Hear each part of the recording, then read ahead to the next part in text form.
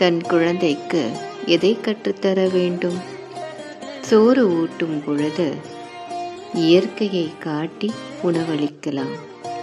வீதி உலா சென்று மனிதர்களை காட்டலாம். காக்கா, குருவி, நாய், பூனை, மரம், செடி, அணில், பறவைகள், மீன், ஆமை என்றெல்லாம் காட்டி இயற்கையோடு விளையாடச் செய்யலாம். வாழ்க்கை முதலில் அவர்களுக்கு புரிதலில் இருக்க வேண்டும். இயற்கையோடு வாழும் குழந்தை இயற்கையிலிருந்தே பாடத்தை கற்றுக்கொள்ளும். வளர்கையில் பிற மனிதர்களுடன் பழக வேண்டும். நல்ல மனிதர்களின் எண்ணங்களும் யதார்த்தமான வாழ்க்கையும் அவர்கள் கண்டு உணர வேண்டும். பயமும் போட்டியும் குழந்தையின் மனதில் இறந்துவிட்டால் அவர்களின் வாழ்க்கை சிந்தனை இல்லாமல் இயந்திர வாழ்க்கையாக அமைந்துவிடும். கல்வியை மட்டும் கைப்பற்றி யதார்த்தத்தை விட்டவர்கள் வாழ்க்கையை பாரமாகத்தான் இருக்கும். அவர்களுக்கு பிள்ளைகளின் வளர்ப்பு பெற்றோரிடமே உண்டு. தன் பிள்ளைக்கு இது வராது, அது செய்ய மாட்டார்கள், அவர்கள் அப்படி சென்று பழக்கமில்லை என்பார்கள். அப்படிப்பட்ட குழந்தைகள் கட்டுப்பாட்டுக்குள்ளேயே இருந்து வெளி உலகை காணும் வாய்ப்பை இழந்து விடுகிறார்கள். அக்குழந்தை ஒரு நாள் வெளி உலகை காணும் பொழுது யதார்த்தமான விஷயத்தை ஏற்றுக்கொள்ள முடியாமல் போய்விடுகின்றது. யதார்த்தமாக வாழும் தன்மை குழந்தைகளுக்கு வந்துவிட்டால் அவர்களின் வாழ்க்கையில் நிம்மதி கிட்டும்.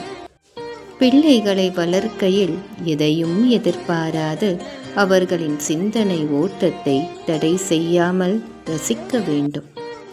தவறுகளை செய்யும் பொழுது இது தவறு என்று சுட்டிக்காட்டுவதை விட இதை செய்தால் இப்படி நடக்கும் என்ற காரணத்தை கூறினால் அவர்களே தவறு என்பதை உணர்ந்து விடுவார்கள்.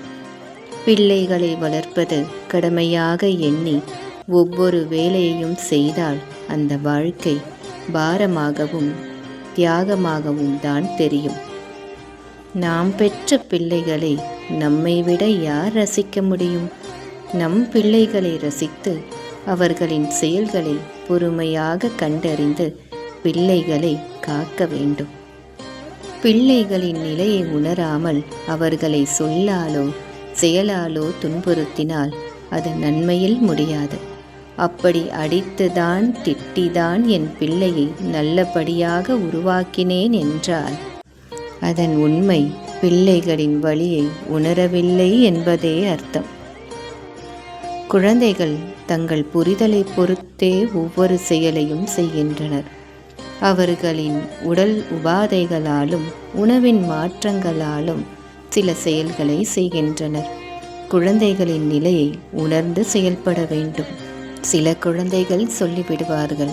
சில குழந்தைகளால் ஏன் செய்தோம் என்ற காரணமும் தெரியாமல் விளையாட்டு போக்கில் செய்து விடுவார்கள். நம் வாழ்வில் குழந்தைகளை புரிந்து நடப்பதே நம் முதல் செயலாகும். அதற்கு பிறகுதான் வேலை, குடும்பம், உறவு, பணம், புகழ் இதெல்லாம். வாழ்க்கையில் நாம் சென்ற பிறகு நம் குழந்தைகள் நல்லவர்களாக இச்சமூகத்தில் வாழ வேண்டும் என்றால் அவர்கள் வாழும் வாழ்க்கை யதார்த்தமாக இருக்க வேண்டும். எச்சூழலிலும் என் நிலையிலும் வாழத் தெரிய வேண்டும். பிற்காலத்தில் உலகில் மாற்றங்கள் ஏற்பட்டாலும் அந்நிலையிலும் இருப்பதைக் கொண்டு தற்சார்பான வாழ்க்கையை வாழத் தெரிய வேண்டும். இதுவே நம் குழந்தைக்கு நாம் கற்றுத்தரக்கூடிய முதல் பாடமாகும். நம் துன்பத்தையும் நம் நிலையை பற்றியும் சிந்திப்பதை விட குழந்தைகளின் சிந்தனைக்காக வாழ்ந்திடவும், நம் குழந்தைகளை காத்து அவர்களின் நல்வாழ்விற்காக துணையாக நின்றிடவும்.